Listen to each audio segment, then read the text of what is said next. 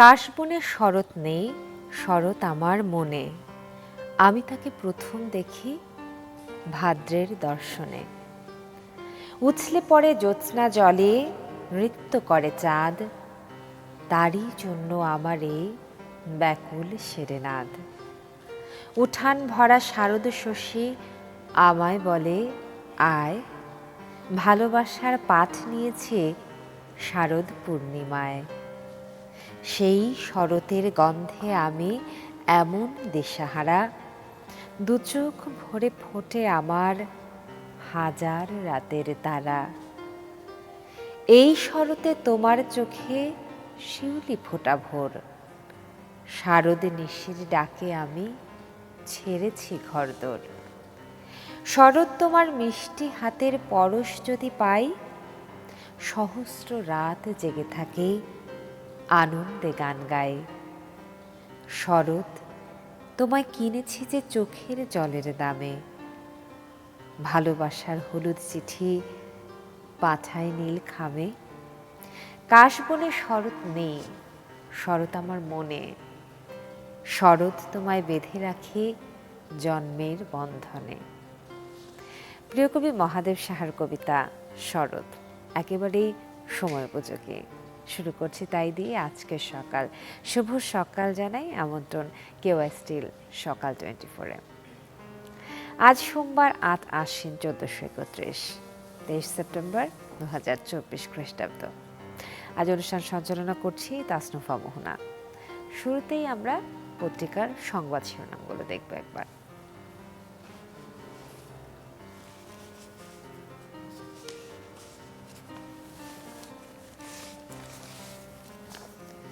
পড়ছে সমকাল। বছর বছর সম্পদের হিসাব দিতে হবে কড়ায় গণ্ডায়। দেশে সরকারি কর্মচারী ১৫ লাখ। হিসাব নিয়ে শুধু বস্তাবন্দি করে রাখলে হবে না, পরীক্ষা নিরীক্ষা করে প্রয়োজনীয় ব্যবস্থাও নিতে হবে, বললেন জনপ্রশাসন বিশেষজ্ঞ ও সাবেক সচিব AKM আব্দুল আওয়াল মজুমদার। তার পাশে আরেকটি শিরোনাম, অর্থ পাচারের রাঘব বোয়াল ছিল ধরাছোঁয়ার বাইরে। গত সরকারের আমলে পাচার হওয়া অর্থ ফেরাতে ৫৯ মামলা, বেশিরভাগই রাজনৈতিক উদ্দেশ্যে। সহায়তা চেয়ে বিভিন্ন দেশে ৭৫টি আবেদন পাঠালেও একটিরও জবাব মেলেনি। ডেঙ্গুতে বাড়ছে মৃত্যু, একদিনে বছরে সর্বোচ্চ শনাক্ত। এবং ভোটে টেক্কা দিতে চায় জামায়াত। আওয়ামী লীগ বিরোধী সব দলকে এক প্ল্যাটফর্মে এনে নির্বাচনী জোটে রূপান্তরের পরিকল্পনা। আদর্শিক দূরত্বের কারণে কয়েকটি দলের কিছু নেতার জোট গঠনে আপত্তি।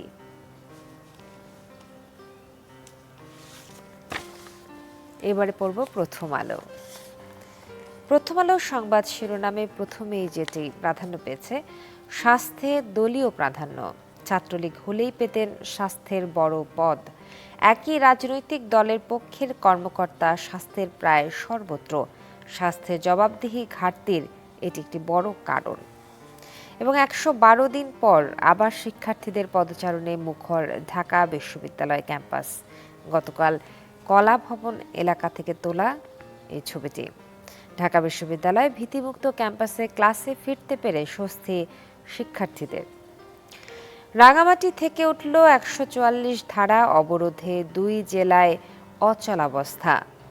পাহাড়ি বাঙালি সংঘাতের পর খাগড়াছড়ি ও রাঙামাটিতে পরিস্থিতি ধীরে ধীরে শান্ত হয়ে আসছে। খাগড়াছড়ির পর গতকাল রোববার রাঙামাটি থেকেও ১৪৪ ধারা তুলে নেওয়া হয়েছে। অবশ্য অবরোধ ও পরিবহন ধর্মঘটের কারণে গতকালও ২ জেলায় ছিল অচলাবস্থা। পার্বত্য এলাকার সার্বিক পরিস্থিতি জানাবো, তাই রাঙামাটির খবর পড়ছিলাম, শিরোনাম পড়ছিলাম, তাই রাঙামাটি থেকে এবারে যুক্ত করছি আমাদের সহকর্মী জিয়াউল হককে, জানবো সেখানকার পরিস্থিতি। জিয়াউল হক, শুভ সকাল আপনাকে। এইমাত্র সংবাদ শিরোনাম পড়ছিলাম প্রথম আলোতে যে ১৪৪ ধারা উঠিয়ে নেওয়া হয়েছে এবং বেশ কয়েকদিন ধরে পাহাড়ি এবং সমতল মানুষের মধ্যে যে সংঘাত, যে অস্থিরতা ক্রমেই বেড়ে চলেছিল, সেটি এখন কতদূর গিয়ে পৌঁছলো? পরিস্থিতি স্বাভাবিক হয়েছে কিনা, বা আসলে সার্বিক পরিস্থিতি কতখানি উন্নতি হলো, সেটাই আপনার কাছ থেকে জানতে চাই আমরা। হ্যাঁ, তাসনুবা, গত শুক্রবার থেকে আসলে যে সংঘাত, শুক্রবার বলতে যদি আমি খাগড়াছড়ির ঘটনা একটু বলতে হয়, তাহলে হচ্ছে গত বুধবার থেকে আসলে পাহাড়ে অস্থিরতা শুরু হয়। এক মোটরসাইকেল চালককে গণপিটুনি হত্যা করার পর থেকে পরে বাগায় খাগড়াছড়ির দিঘিনালাতে একটি সমাবেশ, সেখানে সংঘাত শুরু হয়। এই সংঘাতের প্রতিবাদে বৈষম্য সংঘাত ছাত্র ব্যানারে একটি সমাবেশ করতে চায় রাঙামাটিতে। যারা সমাবেশ করতে এসে আমি যে স্থানটিতে আছি সেই স্থানটিতে এসে সমাবেশটি আসলে এখানে স্থানীয়দের ব্যবসায়ীদের দোকানপাটে হামলার অভিযোগ করছে এখানকার স্থানীয় ব্যবসায়ীরা। তারপরে আসলে ব্যবসায়ীরা প্রতিরোধ গড়ে তোলে এবং তাদেরকে ধাওয়া দিলেই আসলে সংঘাতের সৃষ্টি হয়। তারপরে আসলে প্রশাসনের পক্ষ থেকে 144 ধারা জারি করা হয়েছিল। এরপরে আসলে থমথমে পরিবেশ পরিস্থিতি ছিল। সেনাবাহিনী, পুলিশ, বিজিবি মাঠে এসে কাজ শুরু করার পর থেকে আসলে পরিবেশ স্বাভাবিক হতে শুরু করে। এবং গতকাল আসলে জেলা প্রশাসনের একটি আইন শৃঙ্খলা সভা হয়েছিল। সেই সভা থেকে 144 ধারা প্রত্যাহার করা হয় এবং এরপর শান্তি সমাবেশ করা হয়েছে। এখানকার যে পরিবহন মালিক, শ্রমিক মালিকদের একটি অনির্দিষ্টকালের ধর্মঘট ছিল, সেটিও পরে রাতে 9টার পরে সেটি আলোচনার পরে প্রত্যাহার করা হয়েছে। এই ধর্মঘট প্রত্যাহার করা হলেও এই যে বৈষম্য সংঘাত বিরোধী যে ছাত্র আন্দোলনের ডাকা অবরোধ, যেখানে গণতান্ত্রিক যে আঞ্চলিক সংগঠন যে ইউপিডিএফ সে সমর্থন দিয়েছিল, সেটি কিন্তু এখনো পর্যন্ত চলমান রয়েছে। রাঙামাটি যে পরিস্থিতি হয় গত কয়েকদিনের তুলনায় অনেকটুকু স্বাভাবিক হয়ে আসছে। স্থানীয় পাহাড়ি বা বাঙালিদের মাঝে আমরা কথা বলেছিলাম। তারা বলছেন যে তারা এই সংঘাত আসলে হঠাৎ করে এটা তারা কোনোভাবে মেনে নিতে চান না বা পারেননি বলে যারা জানিয়েছে। তারা বলছেন পাহাড়ের এই সংঘাত যাতে বন্ধ হয়, স্থায়ী সমাধান হয়, সেই ব্যাপারে কাজ করতে হবে। একই সাথে রাঙামাটিতে পুলিশ সুপার বলেছেন যে এই ঘটনায় রাঙামাটিতে একজন মারা গিয়েছে, খাগড়াছড়িতে 3 জন মারা গিয়েছে। রাঙামাটি ঘটনায় পুলিশ সুপারের পক্ষ থেকে জানানো হয়েছে 2টি মামলা করা করা হয়েছে এবং দোষীদের খুঁজে বেড়ার জন্য তদন্ত কমিটি কাজ শুরু করেছে। সকালবেলা যে পরিস্থিতি বলি, সকালবেলা শহরের সিএনজি যে একমাত্র অটোরিকশা পরিবহন ধর্মঘটের করে তারপর সেটি চলতে শুরু করেছে। বাস, দূরপাল্লার বাস যেটি বলি, রাঙামাটি চট্টগ্রামের বাস চলছে এবং ঢাকা থেকে আমরা দেখেছি সকালবেলা রাঙামাটিতে বাস এসেছে। কিন্তু রাঙামাটি যেহেতু খাগড়াছড়ির সড়ক রয়েছে, সেই খাগড়াছড়ি সড়কে এখন মতো বাস চলাচল করছে না এবং বাস চলাচলের মালিকরা বলছেন যে পরিবেশের কারণে আসলে যেখানে একটু দুর্ঘটনার সংখ্যা রয়েছে, যেহেতু অবরোধ চলছে, সেই হিসাবে তারা খাগড়াছড়ি এখনো শুরু করেনি। কিন্তু রাঙামাটি বান্দরবনের বাস 8টার বা পরে চলাচল করবে বলে তারা জানিয়েছেন। সার্বিক পরিস্থিতি বলতে শুক্রবারের তুলনায় অনেকটুকু উন্নত হয়েছে এবং এখানকার মানুষজন বলছে যে এই সংঘাত বন্ধ হলে বা গাড়ি চলাচল করলে আসলে আরো আরো পরিস্থিতি স্বাভাবিক হতে পারে বলে তারা ধারণা করছে। এই ছিল রাঙামাটি থেকে আমার কাছে সবশেষ। জিয়াউল হক, আপনাকে অসংখ্য ধন্যবাদ যুক্ত থাকার জন্য। আমাদের সহকর্মীর সাথে কথা বলছিলাম এবং জানছিলাম রাঙামাটি, বান্দরবান এবং খাগড়াছড়ি সব প্রত্যেকটি জেলার সার্বিক পরিস্থিতি মোটামুটি এখন আয়ত্তে আছে বলা যেতে পারে। চলে যাচ্ছি আমাদের পরবর্তী শিরোনামে। প্রথম আলো পড়ছিলাম, গুরুতর আহত 3 শতাধিক এখনও চিকিৎসাধীন, বৈষম্য বিরোধী আন্দোলন। অনেকের আঘাত গুরুতর, তাদের সুস্থ হতে সময় লাগছে, তবে সব খরচ বহন করছে সরকার। এবারে পড়ছি কালের কণ্ঠ। স্মার্ট মিটারে জালিয়াতি ও স্মার্ট সিন্ডিকেটে শেখ রেহানার ছেলে রেদওয়ান মুজিব সিদ্দিক ববি, প্রতিমন্ত্রী নজরুল হামিদ বিপু ও আওয়ামী লীগের 3 এমপি। 7 মাসের মধ্যে একই মিটারের দামের পার্থক্য 5,871 টাকা।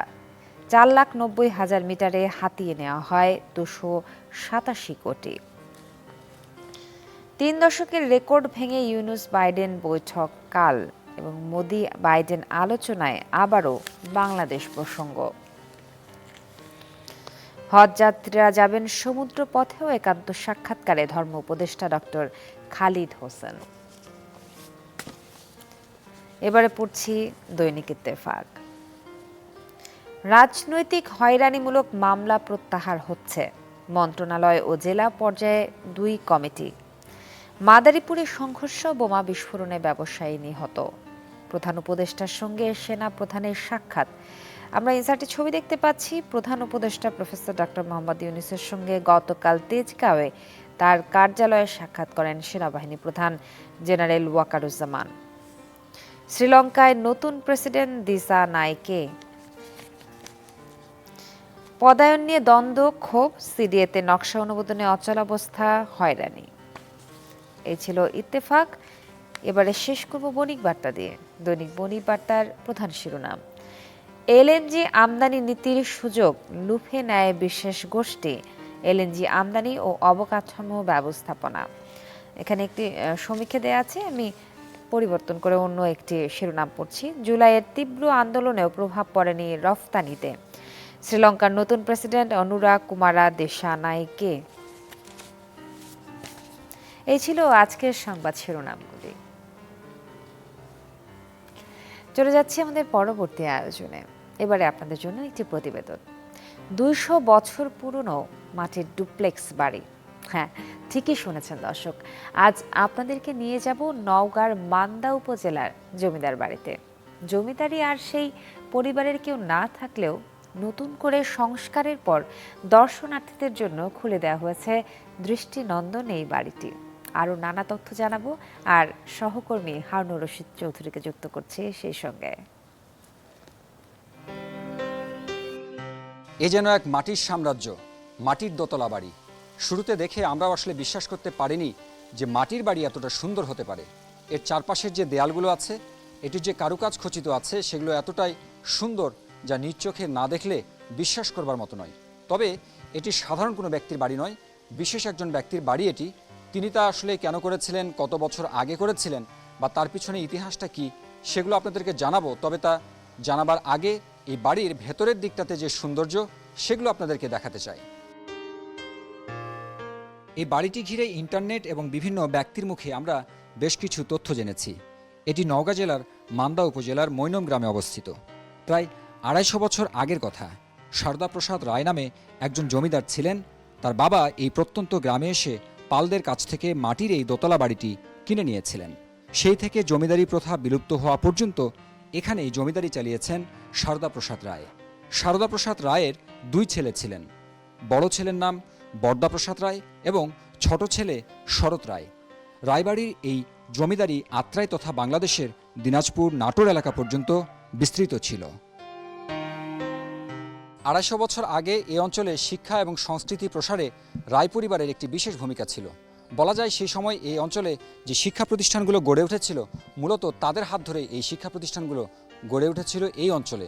পাশাপাশি বিভিন্ন যে সনাতন ধর্মীয় যে উৎসব, বিশেষ করে দুর্গাপূজা সহ অন্যান্য যে উৎসব, সেই উৎসবগুলোতে পার্শ্ববর্তী ভারত থেকে সংস্কৃতি শিল্পীদেরকে নিয়ে এসে এখানে গভীর রাত পর্যন্ত গান বাজনা করা হতো। আমরা এই মুহূর্তে আছি এই বাড়িটির দোতলায় এবং আপনারা দেখতে পাচ্ছেন যে প্রাচীর জুড়ে নানান রকম ফুল এবং লতাপাতার যে কারুকাজ, সেগুলো আসলে মূলত করা আছে সৌন্দর্য বৃদ্ধি করবার জন্য। আর আরেকটি বিষয় হচ্ছে যে ১৯৬৪ সালে এই রায় পরিবারের সঙ্গে স্থানীয় কিছু ব্যক্তির আসলে দাঙ্গা ঘটে এবং ঠিক সেই সময় এই পরিবারের ১৩ জন মানুষ নিহত হন এবং তারা মারা যাবার পরে এই রায় পরিবার আসলে তাদের যারা অন্যান্য যারা আত্মীয় স্বজন ছিল, তারা এইখান থেকে অন্যত্র চলে যায় এবং তার মধ্য দিয়ে ধীরে ধীরে আসলে এই যে জমিদারি, সেই জমিদারি প্রথার এই অঞ্চলটাতে আসলে বিলুপ্তি ঘটে। বর্তমানে এই বাড়িটি দেখাশোনা করছেন আসকার সুলতান শান্ত নামে একজন ব্যক্তি এবং তার পরিবার। আর এই বাড়িটি দেখবার জন্য দেশের যে কোনো প্রান্ত থেকে নওগাঁর মান্দা উপজেলার মৈনম গ্রামে আপনি আসতে পারেন। এটি এক নজর দেখবার পরে যে কারো মনে যে প্রশান্তি আসবে তা কিন্তু বলা যায়। হারুনুর রশিদ চৌধুরী, চ্যানেল 24, নওগাঁ।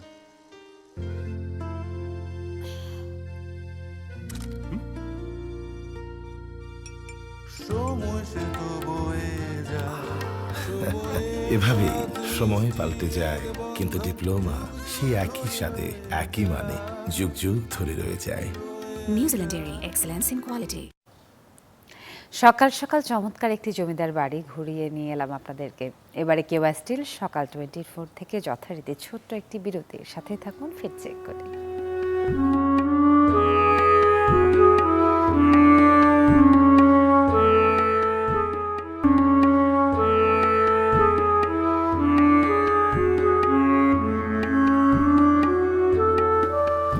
কেওয়া স্টিল সকাল 24-এ আমন্ত্রণ আরও একবার। অনুষ্ঠান সঞ্চালনা করছে তাসনফা মোহনা। প্রিয় দর্শক, এবারে আপনাদেরকে জানিয়ে দেব আবহাওয়ার তথ্য। চলুন জেনে আসি গত 24 ঘন্টার আবহাওয়ার তথ্য কি বলছে, সেই সঙ্গে জানিয়ে দিতে চাই আজ সারাদিনের আবহাওয়ার পূর্বাভাস।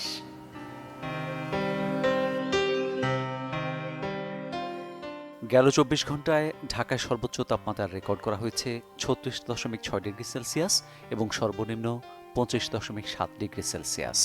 রাজশাহীতে সর্বোচ্চ 36.8 ডিগ্রি সেলসিয়াস, সর্বনিম্ন 26 ডিগ্রি সেলসিয়াস।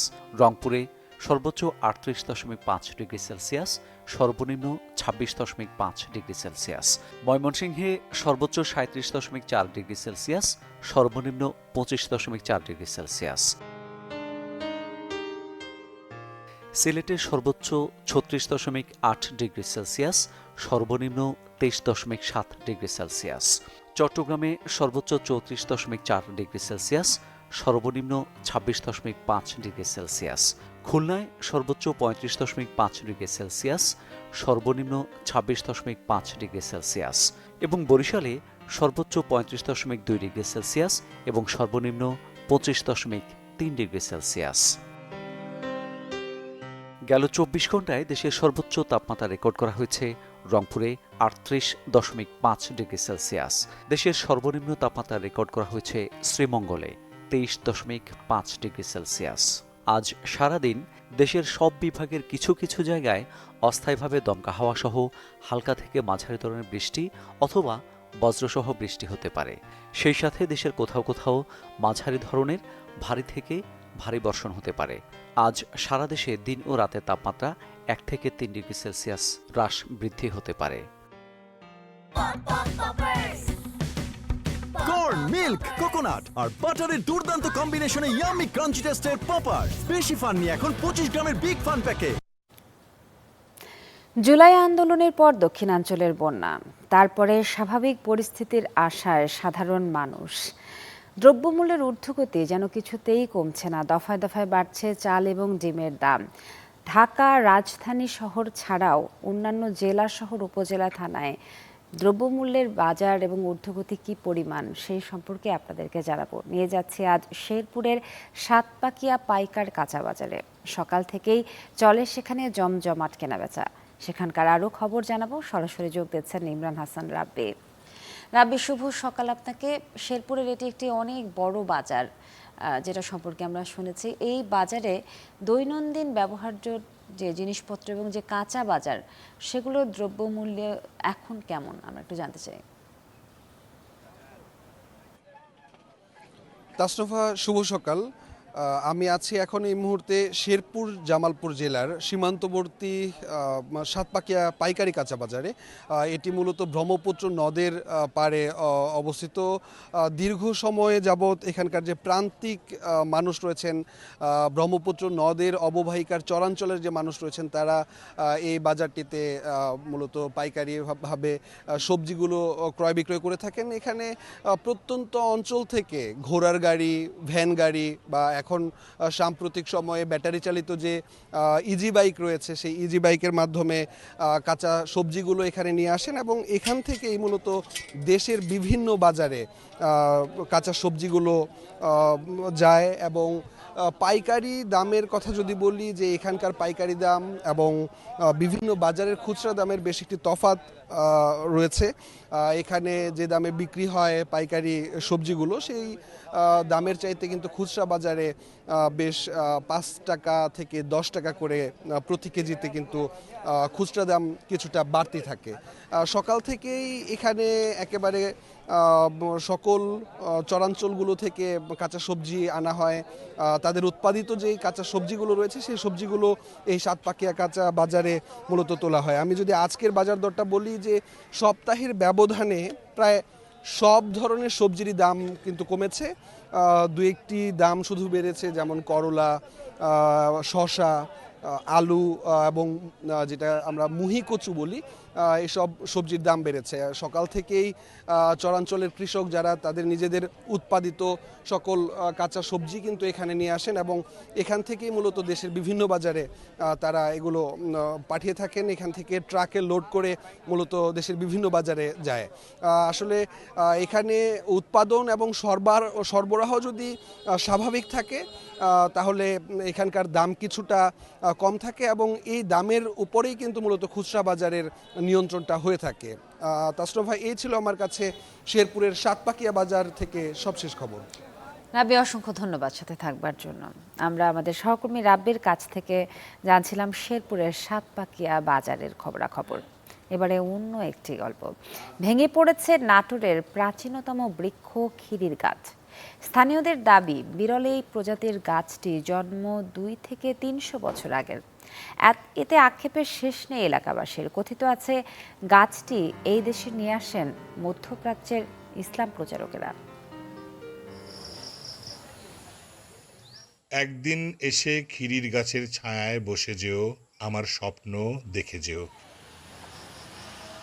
কবি শাহিনা খাতুনের সেই খিরির গাছ আর নেই, লুটিয়ে পড়েছে মাটিতে। নাটোরের দুর্গম দুলসি গ্রামের বিরল এই প্রাচীন বৃক্ষ এতদিন দাঁড়িয়েছিল কালের সাক্ষী হয়ে। প্রবীণদের মতে গাছটির বয়স কম করে হলেও 300 বছর। এর ফলের স্বাদ ক্ষীরের মতো, তাই অচিন এই গাছটির নাম দেওয়া হয় খিরির গাছ। ছোটবেলা থেকে খিরি গাছ বলতাম, যে খিরি গাছের নিচে আমাদের শৈশব কৈশোর কেটেছে। সেখানে আমরা ছোট ছোট খিরি ফলও খেয়েছি।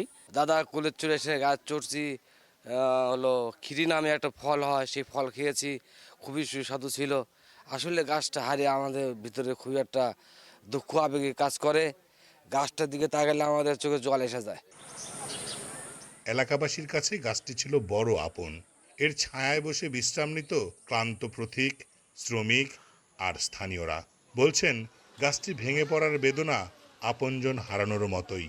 তো এই গাছটা এখন কোনো ইয়েতে ভেঙে গেছে, এই যাওয়াতে আমরা খুব কষ্ট অনুভব করতেছি। আজ 1000 বছর ঐতিহ্যবাহী একটা গাছ, আমাকে এই গাছটা যাওয়ার পরে আমাকে যে এত দুঃখ, এত কষ্ট, এত মায়া আছে যে আমরা বলতেই পারবো না। অনেক বয়সের গাছ, গাছটা যদি আগের সরকার যদি একটু যদি পদক্ষেপ নিত তাহলে গাছটা হয়তো ভাঙতো না। এসব প্রাচীন বৃক্ষের জাত নির্ণয় ও সংরক্ষণের দাবি পরিবেশবাদী সংগঠনের নেতাদের। সংরক্ষণের আগে বৃক্ষটি ভেঙে গেছে, এটা খুবই দুঃখজনক বিষয়। আমরা চাই যে এই ধরনের চলন বিলে এই ধরনের আরও ঐতিহ্যবাহী বা বিরল বৃক্ষ যেখানে আছে সেগুলো সংরক্ষণ করা, এবং যেখান থেকে ভেঙে গেছে সেইখানে যেন আবার নতুন করে বৃক্ষ রোপণ করে সেটা সংরক্ষণের দাবি জানাচ্ছি। ইয়েমেনের সুফিরা ইসলাম ধর্ম প্রচারের জন্য এদেশে আসার সময় এই বিরল প্রজাতির বৃক্ষের চারা নিয়ে এসেছিলেন বলে দাবি উদ্ভিদ বিজ্ঞানীদের। দেবাশিস কুমার সরকার, চ্যানেল 24, নাটোর। দ্রব্যমূল্যের সার্বিক খবরাখবর, ডেঙ্গুর প্রকোপ এবং একটি প্রাচীন বৃক্ষের আত্মকথন, এই ছিল আমাদের আজকের আয়োজনে। পরবর্তী আয়োজন দেখার আমন্ত্রণ জানিয়ে কেওএসের সকাল 24 থেকে তাসনুভা মোহনা বিদায় নিচ্ছি এবং জানার আগে বলে যাই শুভ সকাল আরও একবার।